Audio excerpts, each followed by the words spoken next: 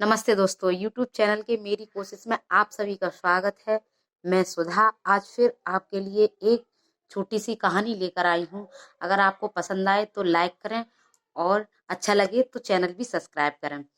तो मैं आज आपको एक नई दुल्हन और एक भिखारी की कहानी सुनाने वाली हूँ। अगर आपको अच्छी लगे तो लाइक जरूर करें। तो एक नई शादी हुई होती है, मतलब नया जोड़ा होता है, शादी हुई होती है फिलहाल में ही, तो वो लोग कहते नहीं कि नई शादी होती है तो घूमने जाते हैं। ऐसे ही लड़के का नाम है रोहित, तो वो रोहित है। रोहित अपनी पत्नी से कहता है चलो आज घूमने चलते हैं। उसकी पत्नी बोलती है ठीक है चलते हैं घूमने। तो वो घूमने निकलते हैं और रोहित ना गाड़ी बहुत तेज चला रहा होता है, बहुत तेज गाड़ी चला रहा होता है। तो उसकी वाइफ कहती है इतनी तेज गाड़ी नहीं चलाओ, धीमे चलाओ। तो वो कहता है क्या यार, गाड़ी तेज चलाने दो ना, क्योंकि पहले तो मैं दोस्तों की गाड़ियां चलाया करता था, अब मेरी खुद की गाड़ी है।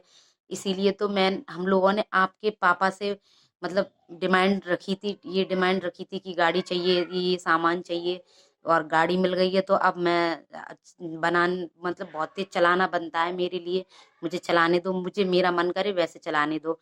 तो उसकी पत्नी कहती है कि नहीं गाड़ी धीमे चलाओ, तो वो थोड़ी स्लो कर देता है। फिर जब स्लो कर देता है, गाना भी उसमें वॉल्यूम बहुत तेज होती है, मतलब गाना बज रहा होता है उसमें गाड़ी में अंदर। तो उसकी पत्नी कहती है, रोहित की पत्नी कहती है कि प्लीज यार बहुत शोर हो रहा है, आप इसका गाने का वॉल्यूम ना कम करो। तो वो कहता है रोहित कि गाने का वॉल्यूम धीमे कर देता है रोहित।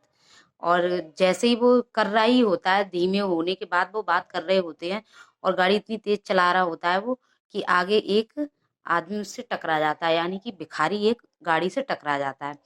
तो वो कहता है कि गाली देता है और भिखारी को बोलता है सालो तुम लोगों ने तो देश बिगाड़ रखा है ये, और तुम लोग तो चलने नहीं देते हो देश को, ये सब भीख मंगे बन गए हो सब के सब। और लेकिन उस आदमी के बहुत उसके चोट लग जाती है। तो उसमें से रोहित की जो पत्नी होती है वो बाहर निकल के आती है। वो देखती है कि जो भिखारी था बेचारा अपाहिज था और उसके एक पैर में फिर चोट लग गई। तो वो उस भिखारी, अपाहिज भिखारी को उसकी पत्नी, रोहित की पत्नी, मतलब दूर फुटपाथ होता है वहां ले जाके बिठा देती है और माफी मांगती है कि सॉरी काका जी, हमें माफ कर दीजिए।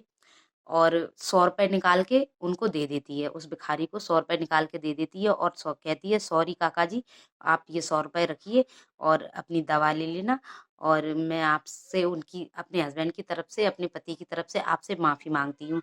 तो वो उसको दुआएं देने लगता है भिखारी, बहुत कहता है तुम खूब जीते रहो बेटा, खूब फूलो फलो, ऐसे कहने लगता है उसकी रोहित की पत्नी से। फिर वो रोहित की पत्नी जो होती है वो जाके गाड़ी में बैठ जाती है। फिर वो गाड़ी चलाने लगता है। फिर कहता है, रोहित कहता है अपनी पत्नी से तुम जैसे ही लोगों ने तो इन भिखारियों को सिर पे चढ़ा रखा है, इन भिखारियों को तुम लोगों ने, तुम जैसे लोग ही तो चढ़ावा देते हो, तुम लोगों ने ही तो बिगाड़ रखा है, तभी तो ये ऐसा ऐसा काम करते हैं, सामने आ जाते हैं गाड़ी के, और इनकी औकात क्या है, ये ऐसे घूमते हैं और ये है वो, ऐसे कहने लगता है वो। तो जो रोहित की पत्नी होती है वो कहती है कि वो तुम सही कह रही हो। हाँ भिखारी, भिखारी क्या होता है मैं जानती हूँ भिखारी क्या होता है। और वो कि कटोरा लेके घूमते हैं, उसका मतलब रोहित कहता है, तो वो कहती है हाँ वो तो है ही, भिखारी कटोरा लेके ही तो घूमते हैं। लेकिन मैं एक बात बोलूं, आपसे ज्यादा भिखारी कौन हुआ? तो रोहित उसकी तरफ देखने लगता है, तुम ये क्या कह रही हो? तो रोहित की पत्नी कहती है क्यों, एक एक लड़की का बाप पूरी जिंदगी भर कमाता है और उसमें से खर्चा चलाता है, सारा काम करता है, फिर जब अपनी बेटी के लिए पूंजी पूंजी जोड़ता है, फिर उसकी शादी करता है, और तुम लोग, तुम जैसे लोग जो होते हैं वो दहेज मांगते हैं। एक तो बेटी, बाप अपनी बेटी को दे देता है कन्यादान में, कन्यादान कितना बड़ा दान माना गया है, अपने कलेजे को टुकड़े को तुम लोगों को दे देता है, वो सोचता है किसी परिवार को बसाएगी जाके, वहां पे वंश को आगे बढ़ाएगी, और क्या बोलते हैं घर गृहस्थी चलाएगी, और तुम लोग उसको मतलब उसमें तौलते हो, दहेज में तौलते हो, दहेज लेते हो। तो भिखारी तुम हुए या वो भिखारी था जो आगे सामने आके टकरा गया?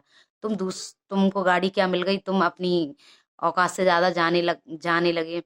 तो उसका पति ये चुपचाप सुनता रहता है और कहे भी क्या बेचारा, क्योंकि गलती तो की है उसने, उसको भिखारी कह रहा है भिखारी।